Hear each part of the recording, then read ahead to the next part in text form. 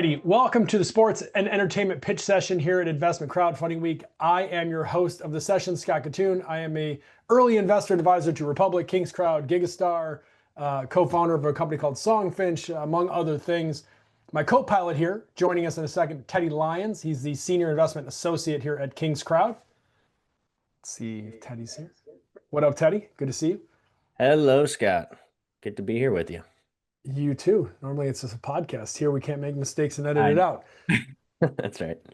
All right, before we jump in, today's session is sponsored by Atlas Road, who I just spoke with Atlas Road CEO Kevin Morris on the last panel, the prepping to whatever it was called. I don't know. It was a good panel. No, it was prepping to passion, launch your raise and leverage fandom. You can go to Atlas Road and find Kevin on LinkedIn. Kevin Morris, probably the fastest way to get a hold of him, to be honest. We'll be sharing the recordings post-event. So if you're a founder, that's a great conversation to revisit. We covered a whole lot of the how-tos and the early stages of trying to decide whether or not you want to use crowdfunding to raise capital, and then of course, naturally, how to actually do it. This session is all about companies reimagining how we experience culture, fandom, and entertainment, from the way we play to compete, and how audiences engage with the creators, teams, new media platforms. You're going to hear from 5 innovative founders, each of which have 5 minutes to pitch, followed by a little Q&A by Teddy and yours truly. As a reminder, you can access Kings Crowd's deal analysis in the resources tab. It's free if you have the Kings Crowd account through this event submission, so just do that. I'm just gonna say, this is a fast-paced showcase of companies turning creativity and community and passion into investable opportunities. In the last panel, I mentioned, Teddy, I think you'll appreciate this.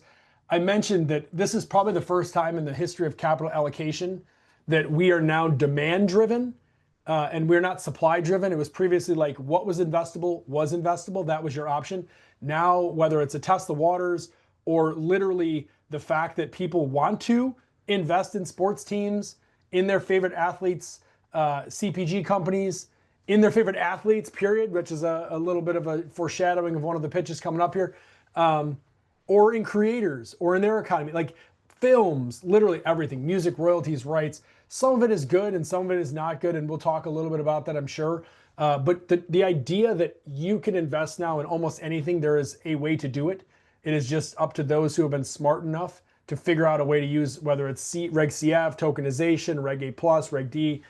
There's a million ways to figure this out, but everything's investable. And I think that's probably the coolest part about this. And the idea that right now in Investment Crowdfunding Week, we're hosting a sports and entertainment startup pitches.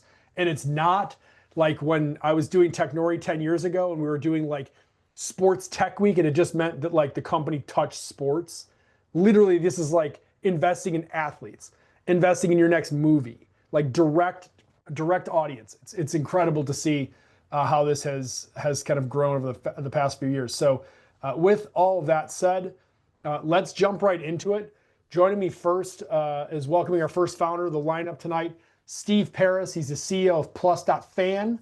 So Steve, you will have 5 minutes to join, pitch, and then stick around for us to do a little bit of Q&A. All right, good evening, everyone. Can everyone see my screen, first of all? Yep, we're good. Fantastic. It's great to be here. My name is Steve Paris, and I'm the co-founder and CEO of Plus.Fan. Sports reality shows like Welcome to Wrexham have changed fan expectations. They want more access, more behind the scenes, more connection with their teams.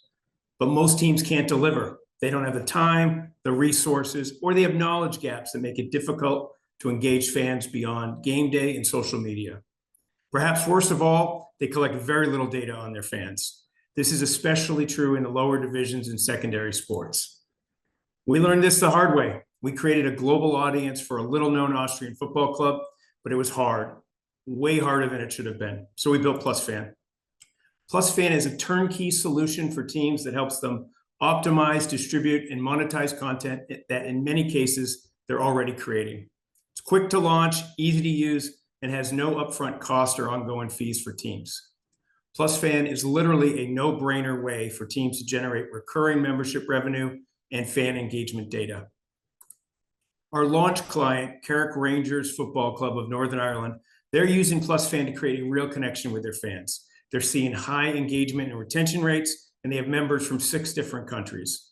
They were even nominated for a league-wide award for their Plus.Fan program last year. Here's how it works. First, teams build their fan engagement plan.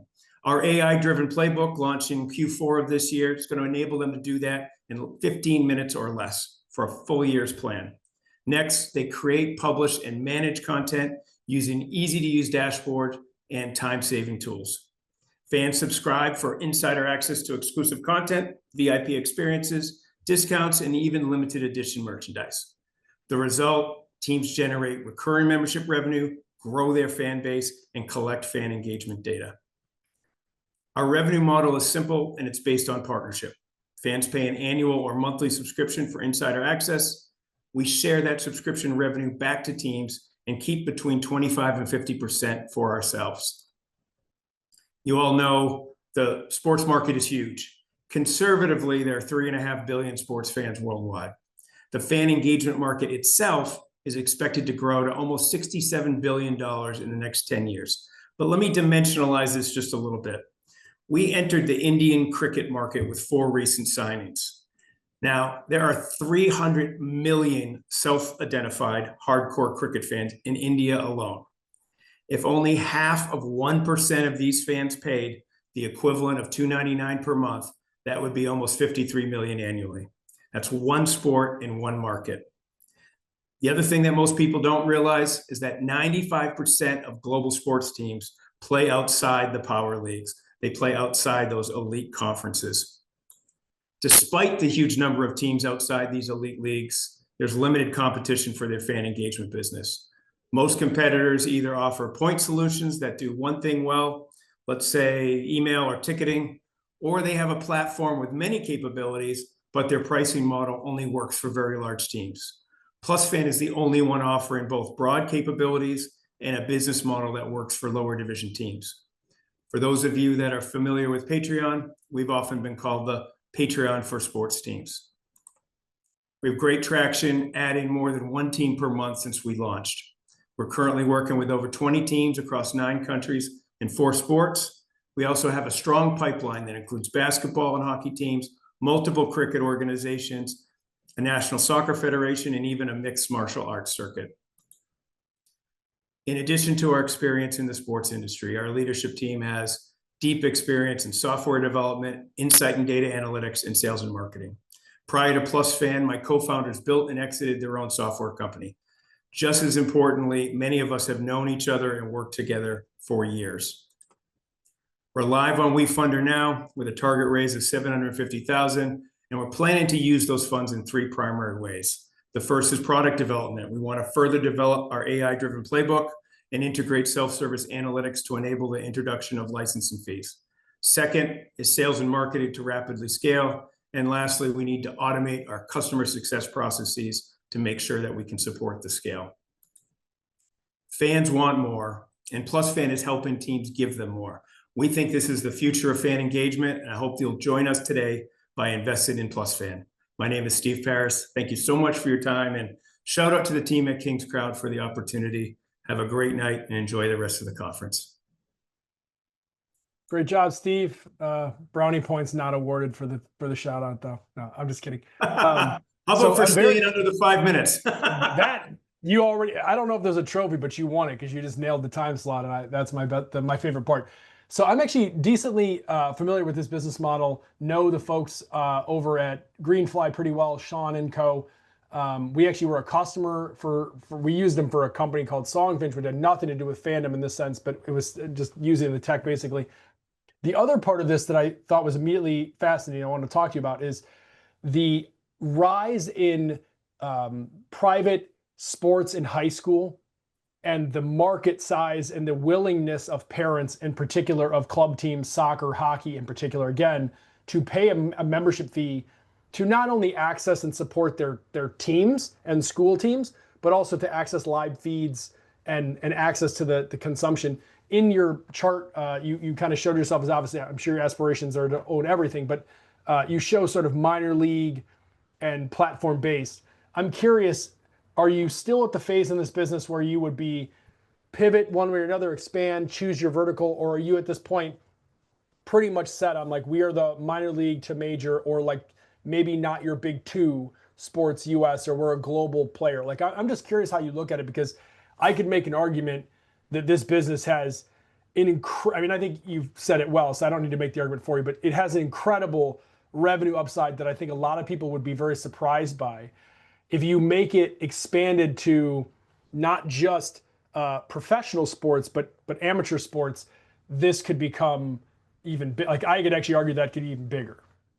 Yeah, no, it's a great point. We're actually in conversation right now with one of the largest youth sport tournament providers in the US. Yeah. Same idea. There's just a lot of participants and a lot of people that want to follow them.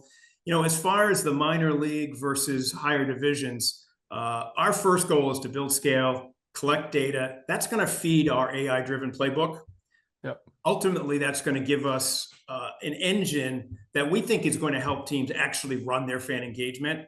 And not everyone's going to want a membership platform. So we think once we develop that, that'll give us the right to move up market, charge licensing fees. And we can see some of the larger players actually not necessarily wanting this for a membership program, but they want the insights and the analytics and the ability to engage their fans in new ways. So there's a lot of different directions to go with this business, as you suggested.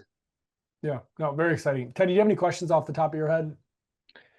Yeah, Steve, I wanted to ask, so in terms of the state of your technology today, so when teams sign with you, what do they get in terms of technology, and what is your roadmap, especially for the AI-guided playbook, which is, of course, as we've talked about, kind of part of the future tech stack for you? Yeah, good question. So today it's a turnkey platform. And so literally, I mean, it's 20 minutes, 30 minutes max to actually train a team on how to use it. They can upload or create content directly from the platform.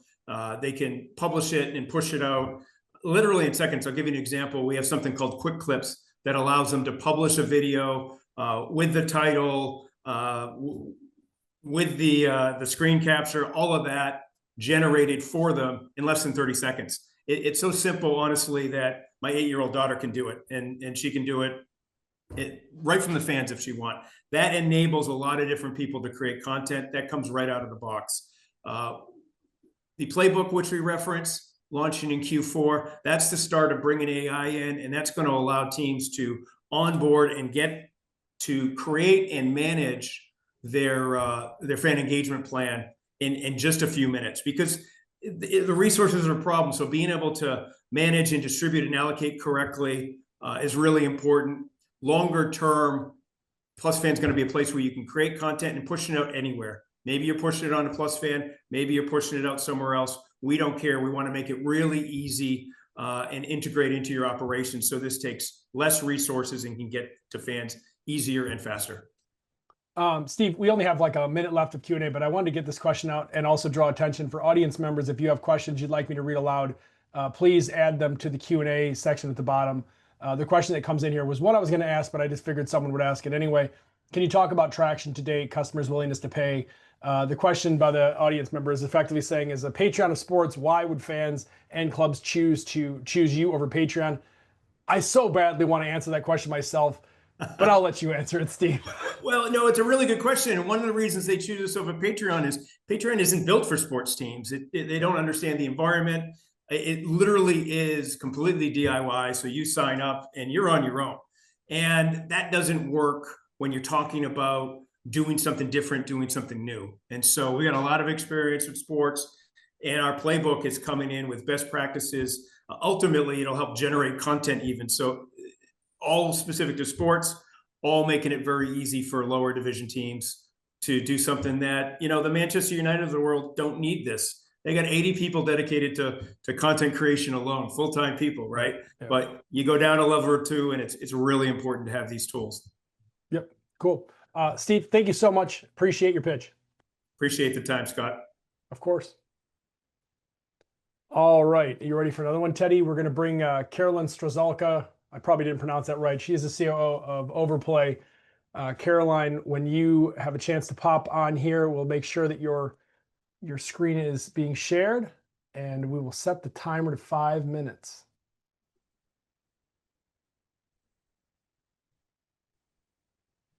Hi, Caroline. Hi there. Hi, everyone. I'm Caroline Strazalka. I'm one of the co-founders of Overplay. Overplay, in a nutshell, is a light layer of gaming that sits on top of streaming video. Anyone can turn any video into a game. We have a bunch of patents, including really cool seamless transition between portrait and landscape.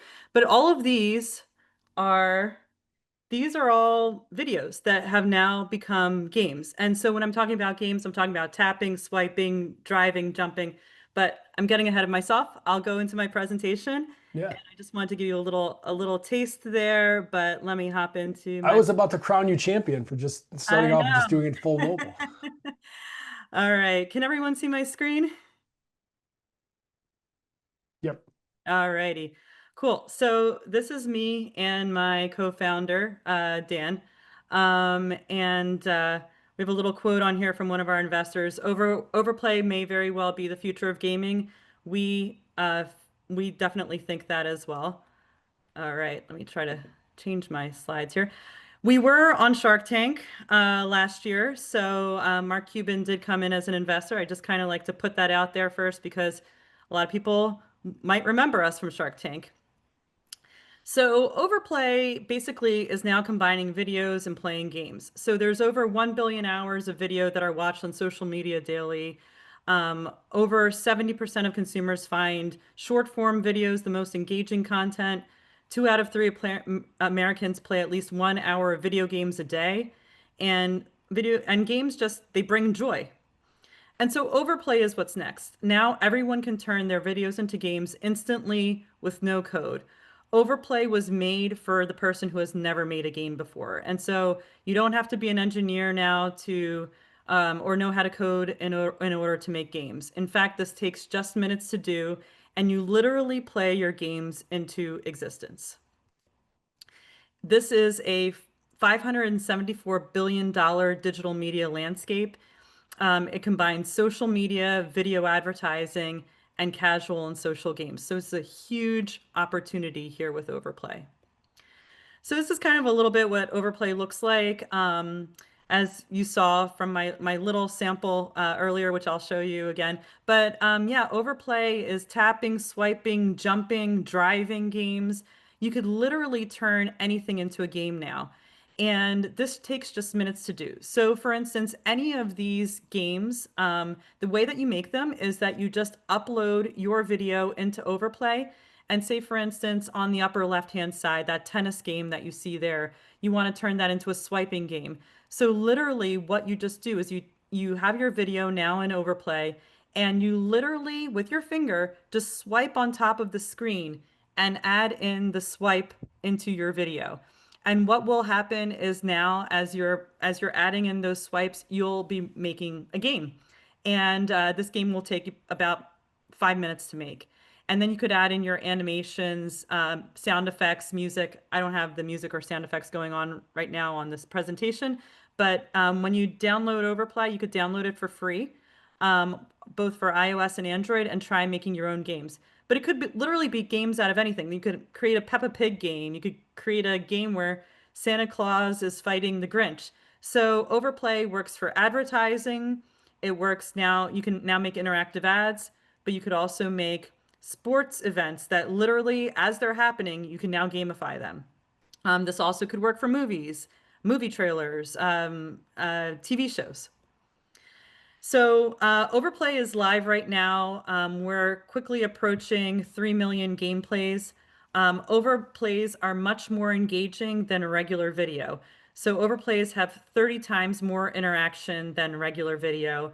And on average, people are playing the same game 3 to 4 times in a row in order to get the high score. In fact, now we have a relationship with NASCAR. That car that you see on the bottom right is one of our race cars. So we have a branded race car. And what we're doing currently is we've been having high score contests where the race car drivers are now making their own games and pushing these games out to their fans. And we're having high race contest competitions. And on average, we're seeing that people are playing the game for over 21 minutes. And these games are snackable games that are 1 to 2 minutes in length. So that means that the average person, to get the high score, they're playing the same game over 18 times in a row. So tremendous amount of engagement from Overplay. Just today, we announced a partnership with Trans Am, where all these race car drivers are now making their own games for the first time. So you can play any of these. This is also a huge opportunity for interactive ads. 9 out of 10 marketers prefer interactive ads, and they have 7 times higher yield. So now you could easily take regular commercials and make them interactive.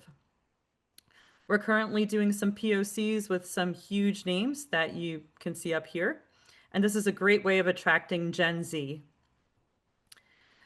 And in 2026, we're releasing an SDK where Overplay technology can be integrated onto other apps and websites. So for instance, if you're ESPN, you can integrate Overplay into ESPN.com and now make game playable highlights reels, where people can now play the highlights reels rather than just watching them. Awesome. We're currently invested in by a bunch of really cool investors, including Gangels and Village Global, Band of Angels, Plus.8 Equity Partners, and the Adobe Fund for Design. And as I mentioned, we have Mark Cuban as one of our investors. He's also an advisor. And then through Village Global's LPs, which are listed up here, we have some big guys backing us. Very cool. My co-founder and I came from Sesame Street. We come from the media world, so we were always making really cool stuff for kids. And so we understand the needs of content owners to be able to quickly and easily make games. And folks in this space are selling for a lot of money. So Figma, just with their $19 billion IPO that just happened. We're monetizing early next year, and I could share more about this on a side conversation. Yep. But we got to wrap the pitch, and then we can jump into a couple of questions here. Sure. We're currently raising on WeFunder, and you can also reach us at founders@overplay.com. Very right. cool. Awesome. Great job.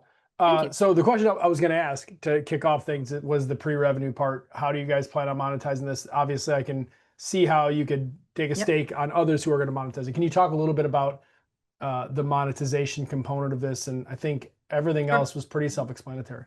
Yeah. So the first way we're going to be monetizing Overplay really will be through our SDK. So the SDK is going to be coming out in Q1 of 2026. We are currently doing proof of concepts with some really huge names in media and entertainment. We're choosing 3 to 5 of them to launch with. And the monetization there will be a B2B SaaS licensing model based on a usage structure. And so if you think about a little bit how I would say folks use Google Maps and integrate Google Maps into, it could be Expedia who's integrating Google Maps, or it could be, anyone. And it's based on basically usage. That's how Overplay will be integrated. And the first way, as I mentioned, will be through monetizing the SDK. But then also with Overplay on our own platform, we're going to be monetizing through a rev share for our interactive ads. All ads on Overplay will also be games. And then also we have also in-app purchases. So if folks want to charge for their games or have a subscription or whatever around it, we're going to be taking a cut of that. Very cool. Caroline, thank you so much for the pitch. Thank you. All righty, Teddy. I can just imagine where that's going to go with gamifying memes. Just like literally everything on the internet is just going to be. I mean, yeah. Well, like OpenAI launched its like TikTok for AI created videos. Like AI videos could be such an interesting. That was going to be my question, but you didn't. I was just going to say that. Yeah, we ran out of time on that one, but the Meta just launched their Meta AI, and it's like a whole everything is AI on it. It's actually I'm not going to be caught playing there, but it's very interesting. All right, next pitch, bringing on Colin Castella, the CEO of PlayersTV.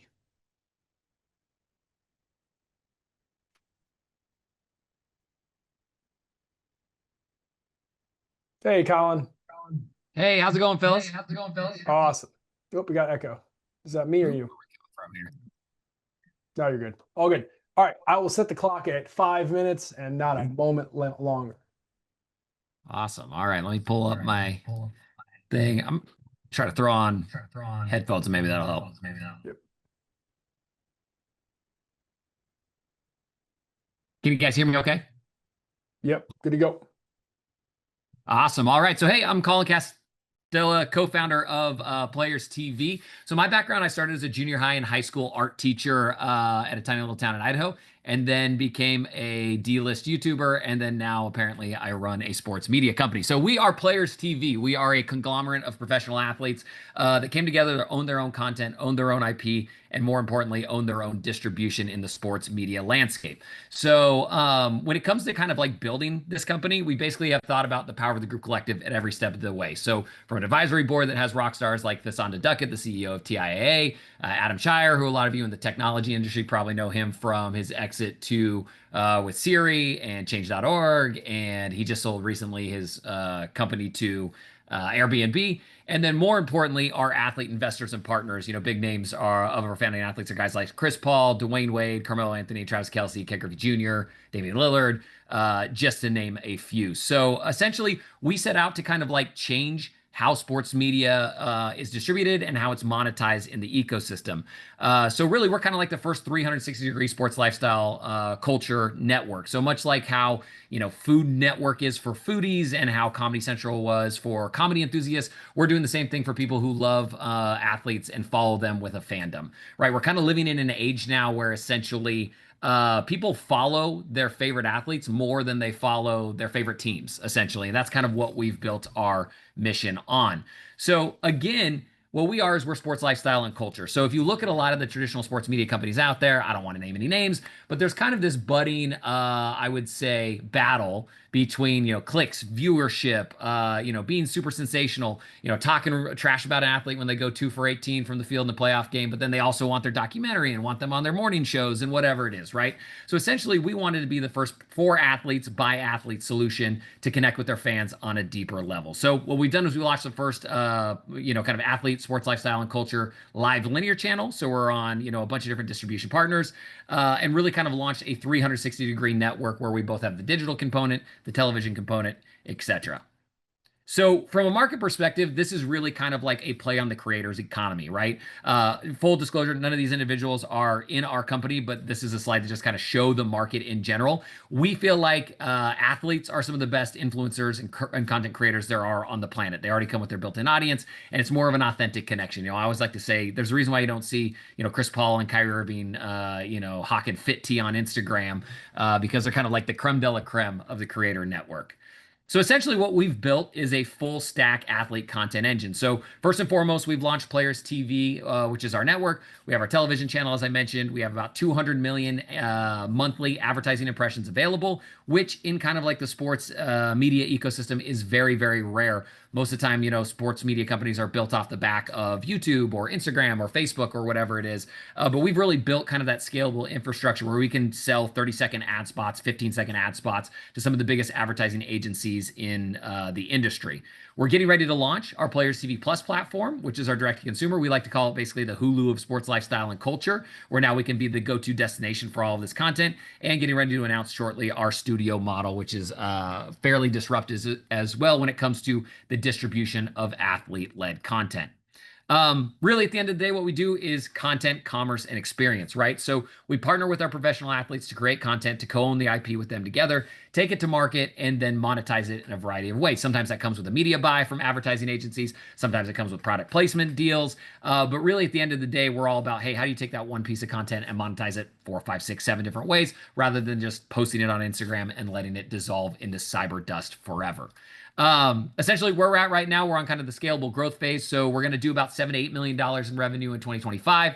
That's about a 300% increase from 2024. And then we'll most likely have about another 300-ish% increase into 2026 and beyond as we scale up. So we are basically at kind of that break-even profitability standpoint right now, which from a media company is very difficult to do, especially if you didn't raise a gazillion dollars out of the gate. So how we kind of stack up in the industry, right? Like we are a complement to a lot of the other kind of existing platforms, essentially. But again, we're the only one really dedicated to sports lifestyle and culture and have, 65 plus professional athletes as partners and creators. Growth opportunities as we move into the future. Tech development's a huge one. We acquired an ad tech company in December. Some really game-changing stuff that I actually can't share with you today because we're in a patent pending process. But really kind of moving into a distribution ecosystem, both domestic and internationally, is one of the next steps for us as well. Flew through it really quick. Figured I'd save some time for Q&A, but that's Players TV in a nutshell. Excellent job. I was going to ask how you got to this position of running a sports media company, and about 3.5 minutes into it, I figured out that answer. Teddy, do you have any questions for Colin? Yeah, so curious kind of how you go about getting athletes on board. So like the connections you have, kind of how does that process work, and how much kind of creative control over the content do you exert or help them with? Kind of how does all that work? Yeah, really great question. So it took a long time, first and foremost. We basically spent the better part of 18 to 20 months going organically from athlete to athlete connection. So we started in kind of like the NBA space. That's where kind of like our roots and our connections began. And we went very specifically kind of athlete to athlete through them and their business managers, and not like through a traditional agency like the CAAs of the world, et cetera. So we are a very organic built network of professional athletes. And because of that, it just took a really, really long time. So I always like to say, hey, it's kind of our secret sauce, but at the same time, if somebody else wants to spend 20 months doing it, they're more than welcome trying. But we kind of gobbled up all the talent first. So that's how we kind of got launched. And then, it just kind of snowballed. The more athletes got to be a part of it, the bigger it got. We, from an actual kind of like content ownership perspective, we work with athletes in a variety of ways. We're kind of like a tool in the tool belt. So sometimes they might already have a production company and they can, have projects that distribute with us. We can help our, monetize it with our sales team. Most of the time, the way it works with is an athlete's like, hey, I've got this generalized concept for a show or a series I want to do.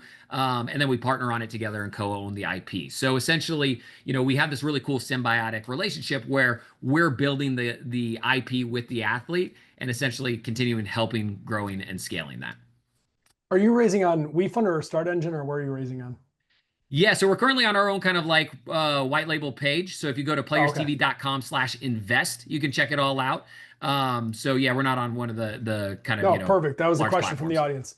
audience. So one question I have, so for distribution, is a lot of this coming like out of home, like Atmosphere and things like that? Or do you anticipate people being like, hey, I just really love anything Kelsey related or anything Ken Griffey Jr. and they're going to do a thing and I want to watch it, and you're just a primary distribution channel? Like how do you, I guess, how is it now and how do you envision Players TV? Because you showed the comp.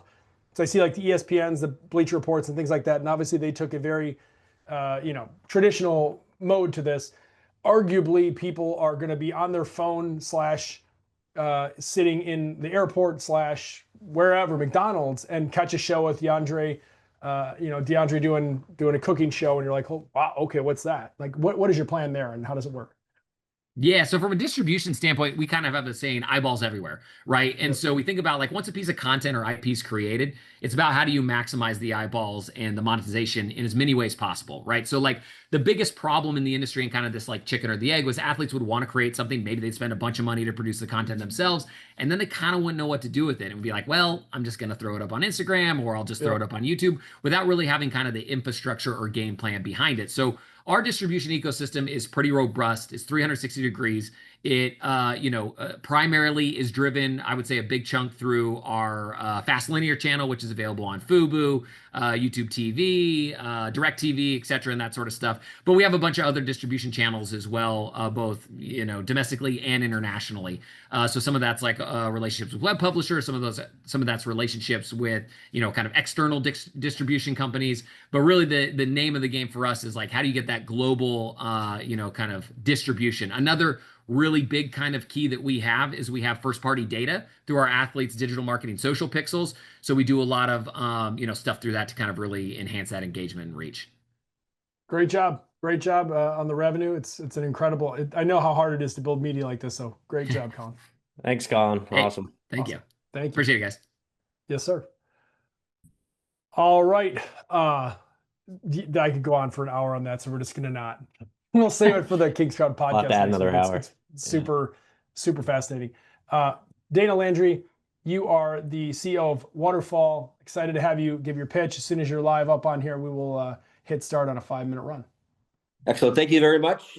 And thanks for the King's Crowd opportunity to present My name is Dana Landry. This is Waterfall, and welcome to the rebellion. I've been a creator and owner of IP for more than 25 years. I produced and owned a number of properties that many of you will know, including Peanuts, Caillou, Teletubbies, Strawberry Shortcake, and a number more. We created Waterfall with my co-founding partners based out of the frustration that we have been experiencing with the current system. So Waterfall is a new platform built by creators for creators. It gives the power and the profits back to creators and the audiences. It works by creators submitting first, fans then voting on what gets made, and the profits are shared in a completely transparent way on chain by all. No more middlemen. My co-founding team is listed here. Many of these you'll know, including Golden Globe winning actor Ron Perlman, star of Sons of Anarchy and Hellboy, Oscar winner Michael Donovan for Bowling for Columbine, and Willie Morris, tech entrepreneur. Collectively, we've been in the business for more than 100 years, and this idea has been born out of the frustration of the current system. And the current system is broken. The problem is the studios are toll gating and keeping all the profits. Creators really get nothing, and fans have no say. The current system is a one-way, not in any way iterative approach. And as a consequence, the best amongst us fight for their money up front. And the result is inflated budgets, and the real dollars are kept by the studios. And the content, quite frankly, is not as good. And there's zero transparency. The concept of Hollywood accounting is prevalent. Waterfall is the solution. Waterfall is a creator-driven, fan-owned platform. It's built on 4 principles: that anyone should be able to pitch, audience should be able to own a share of the platform, the money should be transparent so creators get what's owed to them, and creators should control their work. In Waterfall, creators will be able to receive 5 to 10x times what the current system offers through effectively removing the middleman. How does Waterfall work? It starts with you, the consumer, the investor, by funding through our current round, which currently has about $600,000 towards our $1 million goal. That starts the ball rolling, starts the 360-degree cycle here that allows the creators to come in and pitch. Once those pitches are in, it allows the consumer to then come in and vote. The ones that win the vote will be able to be produced and ultimately distributed by Waterfall through our distributed video watch platform. And the profit will be shared by everyone. What is our competitive advantage? Our competitive advantage is twofold. Number one, distributed video, which is an emerging term, essentially is a lower cost of distribution because it's a decentralized approach. Under the current system, film and television platforms are centralized, which means the costs of distribution are extremely high, and there's really no incremental benefits by adding new subs. We add in corporate bloat and executives that aren't really contributing to the content, then you end up getting poor quality content for overpriced. Our platform allows, through distributed video, the ability to lower the cost of distribution, which gives us a huge advantage, number one. And number two, by offloading partial costs of the content to the consumer to participate alongside of us as a platform, that will give us a superior advantage. And ultimately, we believe this will compound in the network effect by creating a platform where fans and consumers will come in a self-fulfilling prophecy and support the projects that they're investing in, and ultimately consume them and give us many, many opportunities for multiple revenue streams throughout the years to come. As I mentioned, the current deal terms are it's an offering that we're doing through Republic, and what you get as an investor is you get to share in, as a founding member, 100% of the first slate of projects, which are 5 to 10 projects, and in addition, you also get to receive 5% of the platform profits forever and ever, which is quite a unique offering, because typically, if you look at film and television opportunities, when you contribute and invest, you really invest in the slate of projects that are up and available at that moment in time. This offer is open to any future projects, and covers all additional revenue streams. And of course, because it's on chain, we will ensure it's fair and transparent, and everyone, fans, consumers, investors alike, will get their fair share. As I mentioned, this is a Republic raise, and you can go and seek that out, and I'm sure the guys here can help you link it forward, and we're open for questions. Great. Thank you, Dana. I don't know what all of the exploitive content IP pirates are going to do without you. To find another job. This is super interesting. I think from the content standpoint, we live in this world where we basically get the choice of very, very long Leo's current movie project or Marvel, and nothing in between. Comedy doesn't exist. I'm curious how you because this is one of the problems, and this is kind of funny because it's like investors have this problem too. Even professional investors are really poor at picking companies. The same can be said for content producers. Even really, really skilled movie makers are not even great at their job half the time. So how do you think this ends up impacting the quality of the content? And ultimately, I ask that question because the future of this business and its success truly is a flywheel. It has to revolve around the people knowing what they want and getting what they want. Yeah, I mean, excellent question. I mean, essentially, the quality of the content right now is severely restricted, as I mentioned in my presentation. And the reality is, everyone can attest to that, by the way. Yeah. I think anyone who's watching content right now knows that it's like 5 things and nothing. Yeah, and the reality of the things that are only getting ordered are basically well-known IP or remakes, rehashes of things. And the reason is because Hollywood is lazy, and they go to things that people know. For instance, if you go into a toy store today, which not many of them still exist, you can see things that are 50, 60, 70, 80 years old. And why is that? Because human nature is that, the buyers that are stocking those shelves are going back to things that they remember when they were young. And so as a consequence, there's no new content. And so there's a right below the surface, there's a huge amount of content that's available. And since we've launched our platform, we've had a tremendous influx of opportunities from real creators with tremendous scripts and new ideas. And I think this is really where the sweet spot is for us to create, an opportunity to connect directly to the fan. Because right now the problem with, and I don't like to slag on Netflix because I'm a consumer myself, but it's a one-way situation. You sit down with your, spouse, with your favorite beverage, and you watch, when you want to watch it, but you watch what they want you to watch. There's no iteration whatsoever. And so as a consequence, you wind up having, things that executives want to put on the air because they, quite frankly, don't want to lose their jobs, because they figure it's easier to order things, a second Marvel movie. I'm not going to get fired for that. Or if you look at Disney, to make a Beauty and the Beast live action from an animation, because everyone's going to know that, and maybe many people will go. But those executives don't get rewarded for going outside of the box. And so as a consequence, they don't. And so many, many, many great projects never get done. That explains very well why I have new Jean-Claude Van Damme content coming in right now on Netflix. Inexplicable to me until this moment. Teddy, do you have any questions before we roll up? We've got Rob coming up next.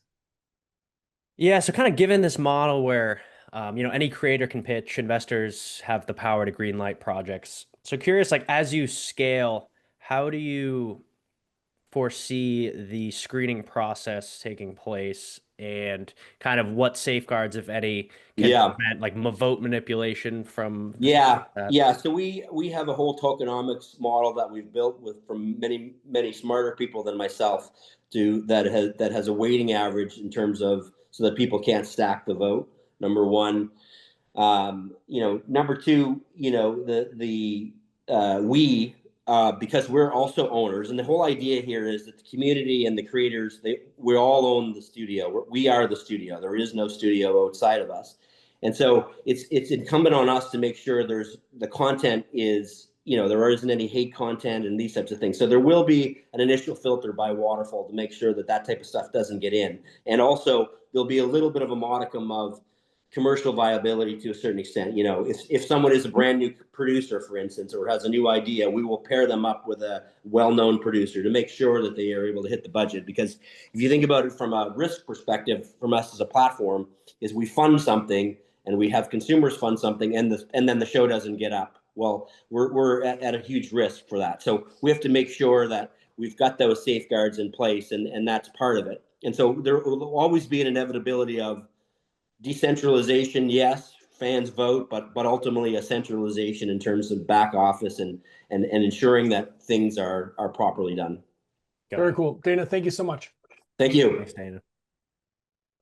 All right, we made it to the final countdown. Last but not least, Rob Connolly from Finley. We are ready for your pitch. Dana, let's hear it again for Waterfall.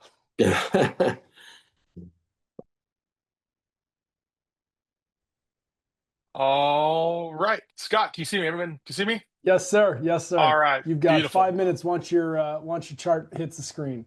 Great. Let me get this set up, and here we go. Roll. Great. So my name is Rob Connolly. I am the co-founder and CEO of Finley, and Finley is really a sports investment platform for everyone. We started back in February 2024 when we launched our first offering with a Shedry Vargas. We call it a Shedry Vargas Day here at Finley. And we've really grown quite rapidly. We're going to probably pass $1 million this year. It's going to be really close, but really happy with the growth of our platform. It's been an amazing journey thus far. But the most exciting thing is that we've already brought in 4 athletes that have already made their Major League Baseball debut. And our success has really been backed on the fact that athlete earnings as an asset class is really a growing alternative investment space. And so there's a private hedge fund, Big League Advance, that has already deployed $190 million in over 700 athletes in this space. And really the problem here is there's just not enough capital, and athletes would much rather raise from fans. So I want to talk a little bit about what Finley is and how this works. So a minor league baseball player may want to raise capital in exchange for a percentage of their potential future earnings in baseball. So we might be able to say, hey, we can help you raise up to $100,000. And if we can help you raise that $100,000 from fans, you're going to give up to 1% of your potential MLB earnings. And we'll create 100,000 shares for every 1% of future earnings.